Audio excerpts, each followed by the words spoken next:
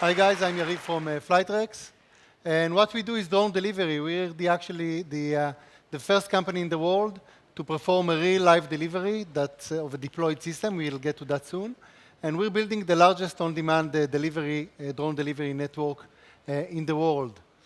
Uh, we have a little problem with couriers today. They cost quite a lot. You can't optimize them. They're not, you cannot scale them at ease as you do with, let's say, web servers or computers or other machines. They cost a lot of money. A courier today, the cost per delivery, per food delivery, is between $6 and $8. They take up to 45 minutes to reach your doorstep. And we're talking about a market, just the US market is a market of $120 billion in takeaways.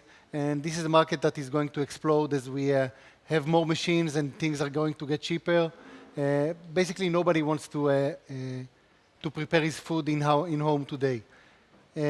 So what we're doing is basically replacing those delivery couriers with robots.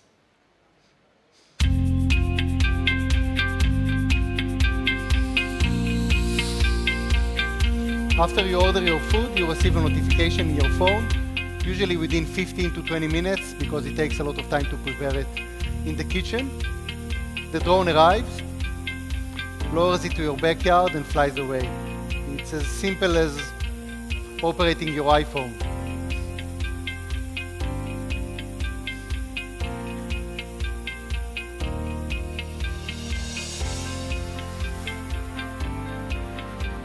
Now, what you're seeing here is pretty simple to the user. It's also very simple to our local operators.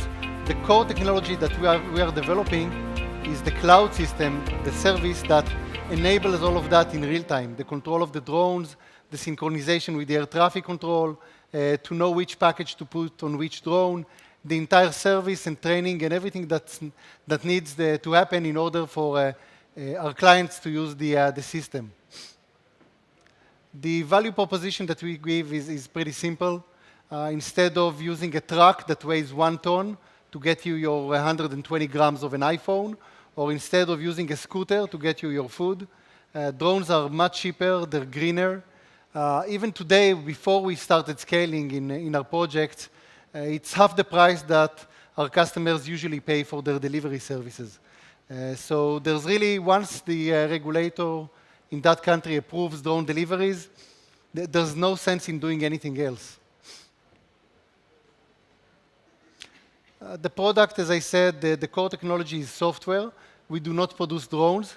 It's a bit like FedEx. FedEx does not produce trucks. FedEx does the logistics. We do the logistics as well with drone deliveries. And we take a remote control drone, an industrial grade drone, and we turn it into a logistic fleet capable of delivering goods from point A to point B. Just to give you an example or a sense, the price we pay for third liability insurance today in our project is less than what an Uber driver pays for his car. So even today, things are very safe, a lot safer than a car or a scooter.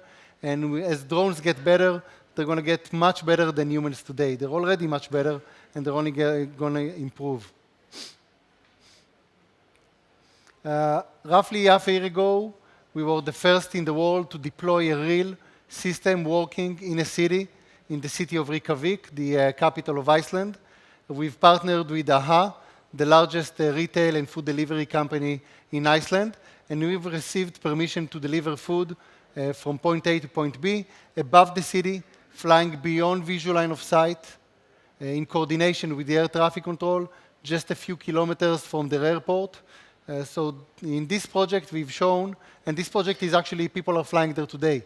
You can go to Reykjavik and you can order a hamburger with your smartphone and you receive it with a drone today. And we're currently expanding in that area. We're going to have a lot more potential delivery points in the next few weeks, actually. And this is how it looks like.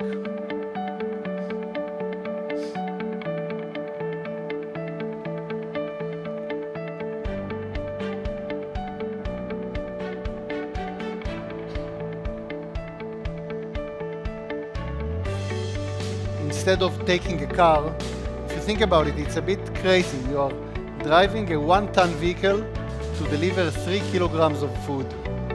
Totally waste of energy. Our drones, together with the food, weigh up to 15 kilograms. Today they can deliver 3 kilograms, which is pretty much most of the orders that people make online, to distances of up to 5 kilometers and fly back. This is the old system that we deployed back in August. Here the drone lands on the other side. The system that we're now deploying over there is an upgraded system where the drone does not land. It hovers up in the air, lowers you the food on a wire and flies back. The system is meant to be used by simple people, so we don't want them near the drone. If they try to pull the wire, they get the wire. The system is being operated not by engineers or by pilots, but by the logistics employees of AHA, of our partner there. And that's the core technology that takes that complicated system of drones controlled by the cloud and turns it into something that enables simple people to order food and restaurants to use the system.